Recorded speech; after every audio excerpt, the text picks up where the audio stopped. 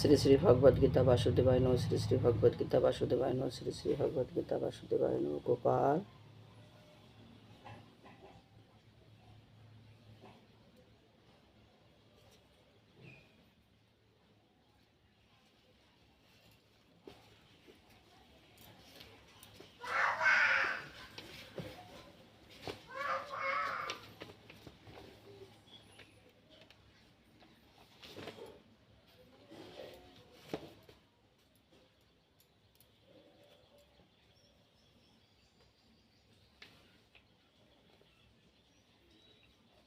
আজকে পঞ্চম অধ্যায় পাঠ করব। কর্ম সন্ন্যাস যোগ। অর্জুন পুনরায় ভগবান শ্রীকৃষ্ণকে জিজ্ঞাসা করলেন, কাকে? শ্রীকৃষ্ণকে। কে? অর্জুন। হে সর্বেশ্বর কৃষ্ণ, তুমি কর্ম পরিত্যাগ করিতে বলিয়া আবার কর্মযোগকে শ্রেষ্ঠ বলিয়া উল্লেখ করিতেছ।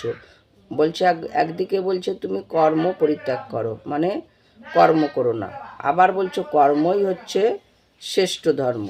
তাই এর মধ্যে কর্ম, হে সর্বেশ্বর কৃষ্ণ, তুমি কর্ম পরিত্যাগ করিতে বলিয়া, মানে কর্মত্যাগ করতে বলছো, আবার কর্মযোগকে শ্রেষ্ঠ বলিয়া উল্লেখ করছো, মানে আবার বলছো কর্মই শ্রেষ্ঠ। হ্যাঁ, তো ইহাদিগের মধ্যে কোনটি মানে শ্রেষ্ঠ আমাকে পরিষ্কারভাবে বুঝাইয়া বলো। অর্জুন এইরূপ বাক্য শ্রবণ করিয়া শ্রী ভগবান অর্জুনকে, মানে অর্জুন এইরূপ বাক্য মানে অর্জুন ভগবানের এই কথা শুনিয়া শ্রী ভগবানকে বলছে, অর্জুন বিস্তারিতভাবে বলছে, অর্জুনকে বিস্তারিতভাবে মানে অর্জুনকে ভগবান মানে আলাদাভাবে ব্রহ্মবিদ যোগীদের বিষয় বুঝাইতে লাগিলেন।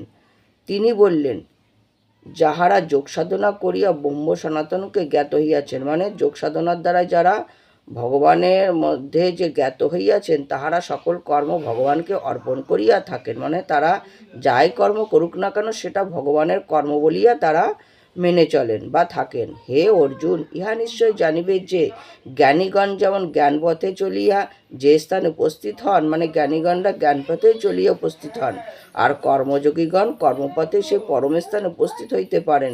ভগবান শ্রীকৃষ্ণ আরও বুঝাইয়া বললেন যে যিনি ঈশ্বরের উদ্দেশ্যে কর্ম করিয়া থাকেন তিনি কর্মফলে উদাসীনভাবে, মানে যা কর্ম করুক না কেন সে কর্মর প্রতি তার কোনো ফল বা আশা আকাঙ্ক্ষা থাকে না। সেই উদাসীনভাবে থাকিবার জন্য কর্মবন্ধনে তিনি আবদ্ধ হন না, মানে কোনো কিছুই তাকে আবদ্ধ করে রাখে না এবং পরম শান্তি লাভ করিয়া থাকেন। আর যিনি সহি উদ্দেশ্যে সাধন কামনা নিয়ে কর্ম করিয়া থাকেন তিনি কর্মবন্ধনে অর্থাৎ সংসার বন্ধনে আবদ্ধ হইয়া বাধা পড়েন। বাড়ির মধ্যে মানে জলের মধ্যে পদ্মপত্র যেমন জন্মায়, যেমন ওই পদ্মপত্রের জল স্পর্শ করে না, মানে জলের মধ্যে পদ্মপত্র রয়েছে অথচ তার গায়ে কোনো জল স্পর্শ লাগে না বা স্পর্শ করতে পারে না, সেই রূপ যিনি মনে কোনো কামনা না রাখিয়া কর্মফল আমাকেই সমর্পণ করিয়া থাকেন, মানে যাহা কিছু করুক না কেন সে কর্ম শুধু ভগবানকে অর্পণ করিয়া যদি থাকে বা ভগবানকে সমর্পণ করিয়া থাকেন তিনি পাপে কখনো লিপ্ত হন না, মানে কোনো পাপ তাকে জড়াতে পারে না। অতএব কর্মযোগ শ্রেষ্ঠ যোগ বলিয়া জানিবে।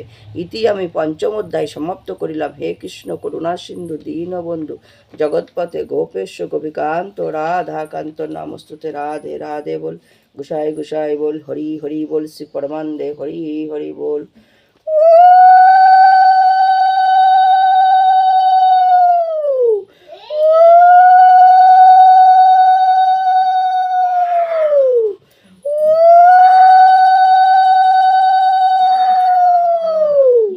হে শ্রীকেশ, হে জনার্দন, হে কৈতৈয়, হে পরম ব্রহ্ম সনাতন, হে গোরাকেশ, হে অখিল, হে সখে, হে মধুসূদন, হে কেশিনাসূদন, তোমার চরণে, তোমার সম্মুখে, তোমার পশ্চাতে, তোমার চতুরাদিকে আমি সহস্র সহস্র কোটি কোটি প্রণাম দিলাম। প্রভু তুমি গ্রহণ করো।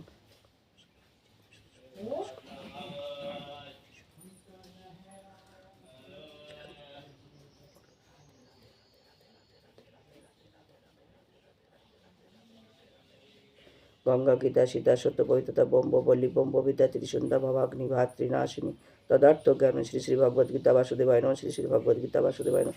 শ্রী শ্রী ভগবদ্গীতা কৃষ্ণায় বাসুদেবায় নমঃ। গোপাল। তোমার প্রতি ভক্তি ভালোবাসা বাড়িয়ে রেখো। জয় শ্রীমন্নারায়ণ, জয় শ্রীমন্নারায়ণ, জয় শ্রীমন্নারায়ণ। রাধে রাধে। ওম কৃষ্ণায় বাসুদেবায় হরে পুনৎমানে পুনতক্লেশ নাশায় গোবিন্দায় নমো নমঃ। গোপাল